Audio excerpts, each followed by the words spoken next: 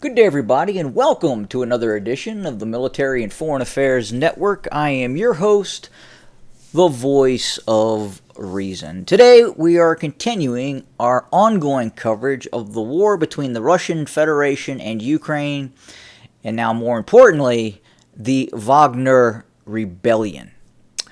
So what do we know thus far? We know that forces loyal to Wagner chief Prigozhin have seized control of the city Rostov-on-Don to the southeast. Very important, incredibly important city to the ongoing war effort against the Ukrainians. Furthermore, it appears there was not a great deal of resistance as Wagner forces moved into Rostov-on-Don. Now, when the Wagner elements moved out of Novorossiya into Russia proper and moved towards Rostov-on-Don, there had not been yet an order from Kremlin leadership declaring this an illegal action. Now, that has happened. Putin has firmly come out on the side of the Russian General Staff.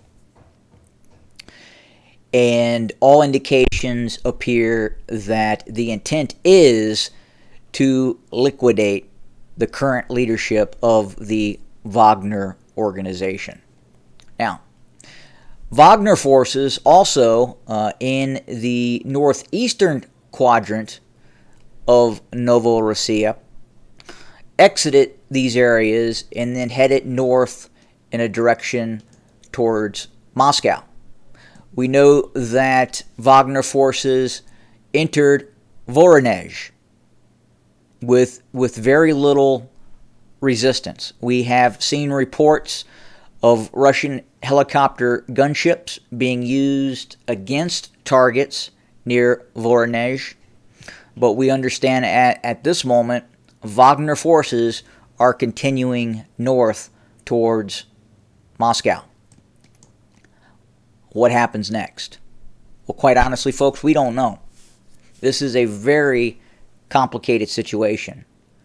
What's making this even more complicated is the fact that it appears that some elements of the regular Russian army may be supporting elements of Wagner. We don't know how great the support is. It's very difficult to say. We know that Prigozhin met with key leadership figures of the Russian military at Rostov-on-Don. The heads of the Russian Southern Military District, based in Rostov-on-Don. Now, what forces does Vladimir Putin have in Moscow that he can deploy rapidly against these Wagner formations if it comes to open armed conflict? And that is looking increasingly likely. Prigozhin has thrown down the gauntlet, and now this is do or die, especially after the president of the Russian Federation issued his most recent statement to the Russian people. Now, in Moscow, there are significant forces. The largest is a National Guard element. It is called the Separate Operational Purpose Division of the Russian National Guard. This is a very loyal formation. Vladimir Putin has put one of his top loyalists, his former bodyguard, in charge in command of the Russian National Guard. Now, this force, the Separate Operational Purpose Division, is about 12 to 18,000 personnel in strength.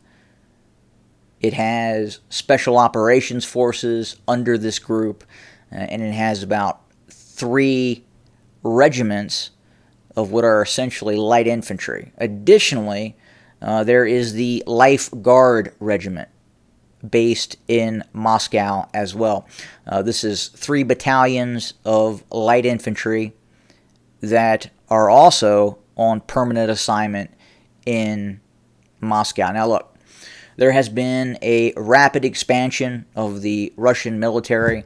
Obviously, the areas west and southwest of Moscow have large military units as well. The basing areas for the 2nd Motorized Division, 2nd Guards Motorized Division, and the 4th Tank Division are also traditionally based just outside of Moscow, and that is part of the 1st Guards Tank Army.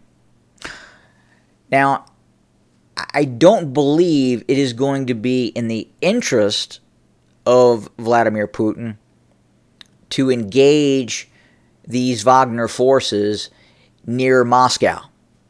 I don't think that would be the intent of the Kremlin at this point, if in fact this does end up becoming a shooting match, which again, in all likelihood, we appear to be on that track.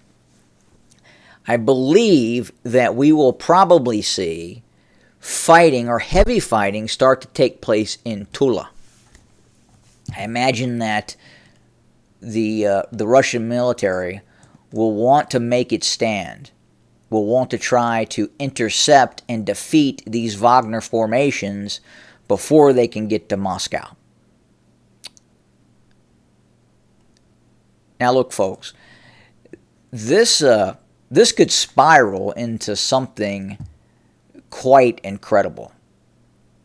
And if you listen to the speech by the president of the Russian Federation, Vladimir Putin, regarding what is happening, he is comparing and contrasting what is happening now to what occurred in World War I with the Bolshevik Revolution, the Civil War that then occurred right after Russian forces withdrew from World War I.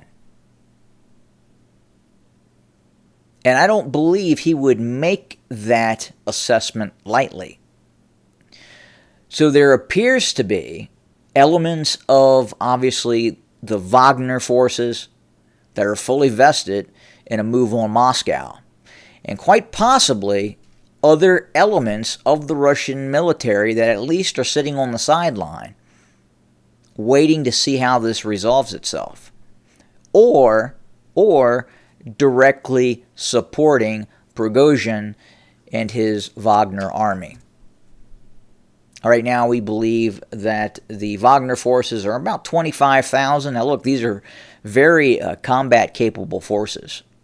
These are very good forces, many of which were prior Russian Spetsnaz, prior Russian elite military formations, prior regular Russian military formations as well. So very concerning situation that has really just spiraled completely out of control. And what makes this even, I would say, worse, especially for Prigozhin, again, this is do or die. He has no choice. I think he has crossed the Rubicon, and there is no way back in which he can return to normal. He is either going to successfully march on Moscow, and it looks like his intent is to remove Shoigu, remove Gerasimov. Now, I believe he still has affections for Putin. Now, does that remain after Putin's speech? Difficult to say at this point. But I think Wagner, Prigozhin, again, they have crossed the proverbial Rubicon. No way back at this point. And in all likelihood, this is going to get incredibly messy. Could it have an effect on the ongoing conflict in Ukraine? Possibly. It appears that, as we have talked about before, the Ukrainian offensive failed with quite a few casualties. Now, in all probability, the Ukrainians are reassessing what's happening inside of Moscow, what is happening in other parts of the Russian Federation. Obviously, they're watching this Wagner move very closely. There does appear to be some operations continuing by Ukrainian forces, but by and large, they have still hit the pause button because of the tenacious resistance, mainly by the Russian Air Force. Now, therein lies another issue. Wagner does not have an air force. We believe that Wagner has already shot down at least one Russian attack helicopter on its way towards Moscow. So does the Russian Air Force put its attention fully on these Wagner formations that are heading north? And if so, how effective will that be? And is it possible for this Wagner convoy to continue on under attack by the Russian Air Force? It seems unlikely, but we'll continue to watch. We'll continue to report. Thank you for joining us today. More to come very soon. Have a good day.